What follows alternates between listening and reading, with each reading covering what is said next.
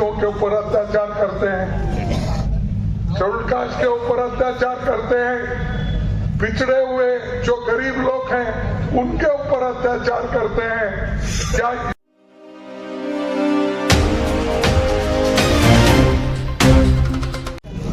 इस विशाल सभा आपने जो आयोजित किया है, इसमें जो बांसवाड़ी के हमारे भाई बहन, किसान, नौजवान साथी और मीडिया के दोस्तों सभी आए हैं, इसलिए कि राहुल जी का एक बहुत बड़ा प्रोग्राम इस देश में हो रहा है। खड़गे जी, तो इस मंच पर खड़गे जी आज बैठे हुए युवा नेता, कांग्रेस पार्टी के चाहते राहुल गांधी जी, सुखेंद्र रंधवा जी, गोविंद सिंह डोटासरा जी, टीकाराम चुले जी, सचिन पायलट जी, चित्तू पटवारी जी, उमंग सिंगार जी, सीनियर नेता दिग्विजय सिंह जी, कमलेश्वर पटेल जी, सीनियर नेता सीपी जोशी जी, गिरिजा व्यास जी, रघुवीर मीना जी, अर्जुन बामनिया जी, ताराचंद बागोड़ा जी, हेमंत कटेर जी, एआईसीसी के सभी जो नेतागण हैं मंच पे बैठे हैं, पीसीसी के ऑफिस बेयरर्स, यहाँ के शासकगण और सारे लीडर्स जो यहाँ पर पधारे हुए हैं, मुझे खुशी होती है कि इस विशाल जनसभा में मैं खासकर अपने आदिवासी भाई बहनों का दिल से स्वागत करता हूं और उसी के साथ जो हमारे कांग्रेस के कार्यकर्ता हैं, उन्होंने जो दिल से जोर लगाकर इस राहुल गांधी जी के प्रोग्राम को यशस्वी बनाने के लिए आप जो यहाँ पधारे हैं, आपको भी फिर एक बार मैं स्वागत करता हूँ। और मीडिया के मेरे दोस्त जो हमारे साथ हमेशा हर मीटिंग में जुड़ते हैं, लेकिन कभी कभी हमारे तरफ ख्याल नहीं देते, क्या कारण है इसका मुझे भी मालूम नहीं होता। तो भी मैं यही कहूंगा कि जितने भी यहाँ पर मीडिया के दोस्त लोग आए हैं वो हमारे हैं, लेकिन वो मालिक लोग इनको सुधरने नहीं देते, इसीलिए वो हमको मुश्किल में डाल देते हैं और कहीं कहीं इतनी भारी सभाएं होती है, उसका बहुत से छोटा सा एडवर्टाइजमेंट हमको मिलता है, लेकिन सबसे ज्यादा एडवर्टाइजमेंट जब टीवी खोलते ही आप किसका फोटो देखेंगे, किसका चेहरा देखेंगे, गारंटी, मोदी की गारंटी।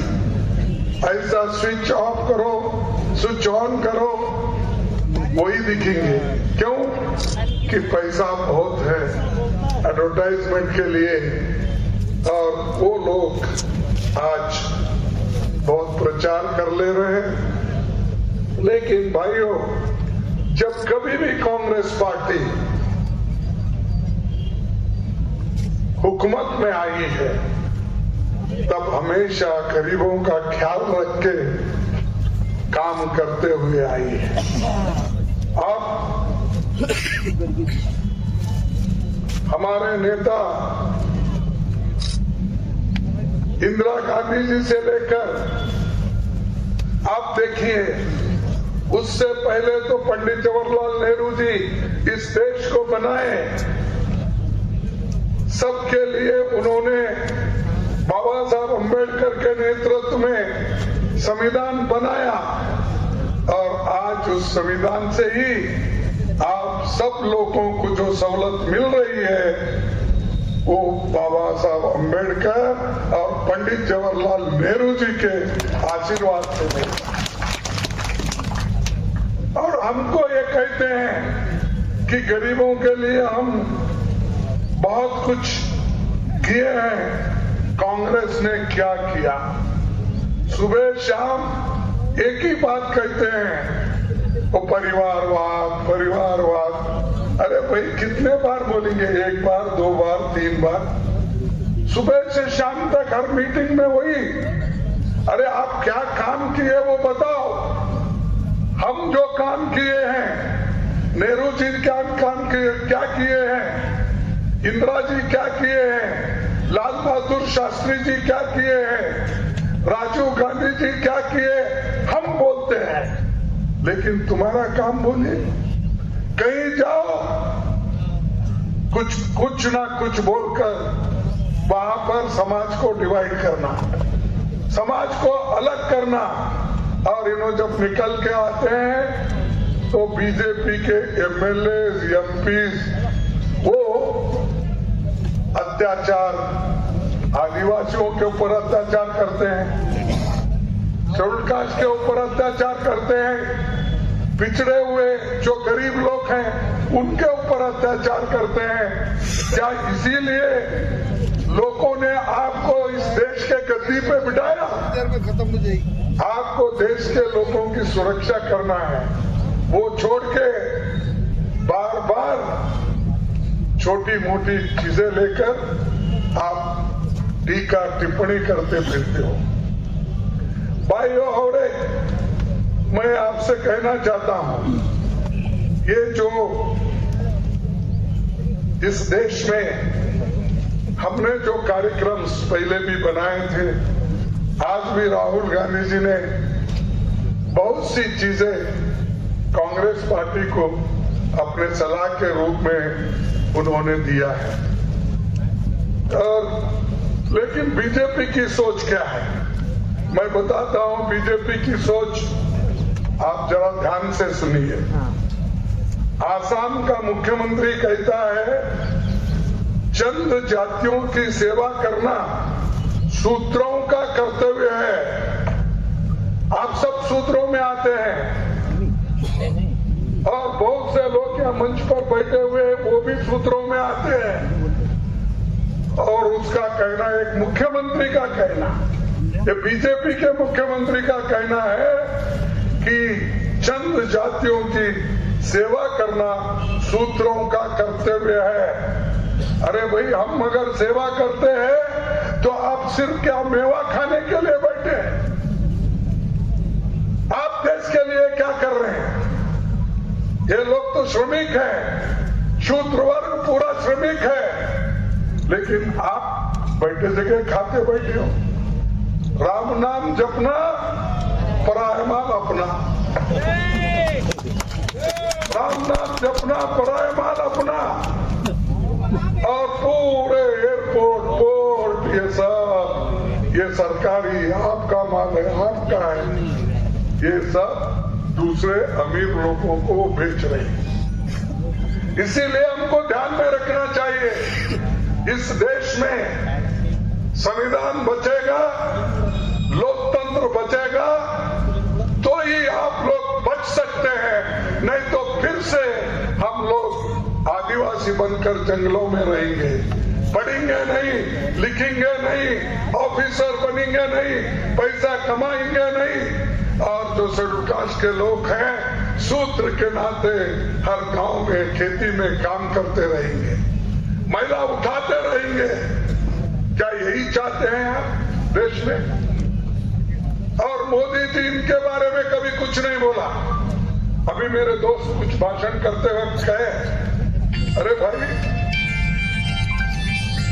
बहुत बड़ा राम मंदिर बनाए, ठीक है, आस्था है, लोग जाते हैं अपनी अपनी आस्था से मंदिर पे माथा टेकते हैं, लेकिन मैं पूछता हूं इतने बड़े मंदिर में आप एक आदिवासी राष्ट्र की अध्यक्ष मुर्मा को क्यों नहीं बुलाए?